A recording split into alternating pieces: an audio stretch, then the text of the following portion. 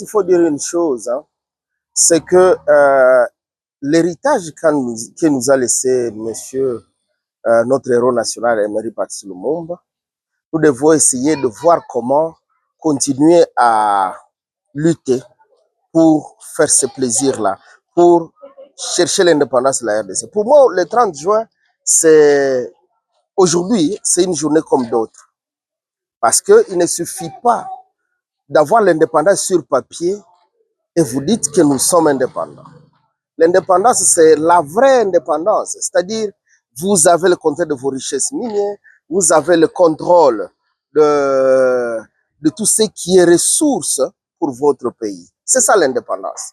Mais dès lors que, même sur nos frontières, il y a M23 qui est là et tout, et dès lors que nos richesses minières sont dilapidées et amenées dans l'étranger et tout ça, dès lors que l'impérialisme a élu domicile et nous pille chaque jour, nous ne parlerons pas d'indépendance. Pour moi, aujourd'hui, c'est une journée où la jeunesse, les femmes doivent réfléchir pour dire c'est quoi cet héritage-là que nous a laissé Lumumba. Nous devons continuer à lutter parce que nous ne sommes pas indépendants, on doit se le dire à face. Nous ne sommes pas indépendants, nous devons chercher notre indépendance. Lumumba a commencé et nous a dit qu'il est sûr qu'une jeunesse va écrire l'histoire de ce pays. Et cette histoire-là ne s'écrira pas en Belgique, en France, etc. Cette histoire s'écrira en RDC avec notre propre expérience.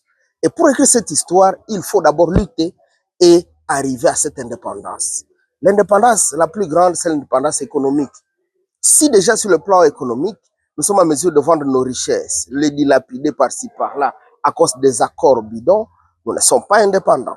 Ça, c'est mon point de vue. Merci. Alors, pour finir, Billy Mwangaza, aujourd'hui, vous fêtez un grand homme, Abbé Malumalu, qui est Abbé Malumalu pour vous, 10 ans de l'État social.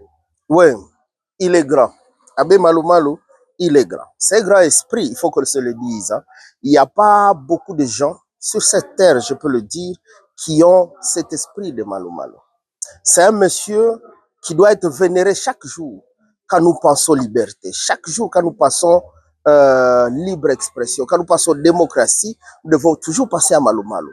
Il a été la première personne qui a organisé les élections en RDC. Ça, c'est déjà cela. Et vous savez dans quelle ampleur il a organisé ces élections-là. C'était des élections qui n'étaient pas truquées, c'était des élections transparentes, c'était des élections libres et démocratiques. Aujourd'hui, nous regrettons justement parce que Malumalu semble être étouffé par les politiques actuelles où les élections commencent à devenir un chant, une chanson où on se dit bon, élection, élection. Mais non, les élections, c'est un exercice. Et Malumalu nous a laissé cet exercice-là.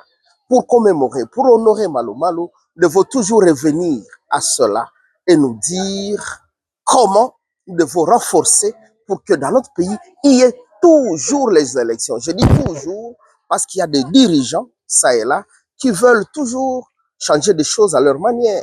Non, Malumalu nous a déjà donné de textes, il nous a donné de bases. Nous devons suivre ces bases et voir comment mettre en place un système électoral périn, un système électoral démocratique, libre et indépendant, qui est à mesure de nous amener, de nous fournir en fait un pays plus fort, un pays plus démocratique, un pays où la libre expression est acquise.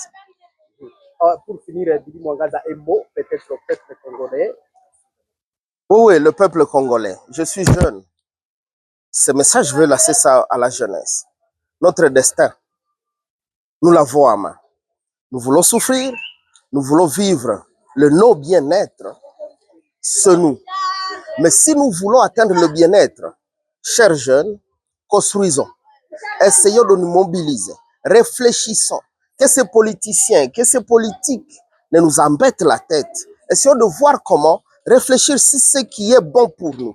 Mettons-nous ensemble. Voyons comment prendre notre destin en main et nous y arriverons. Parce que ce pays nous appartient et c'est nous, la jeunesse, qui doit nécessairement gérer aujourd'hui.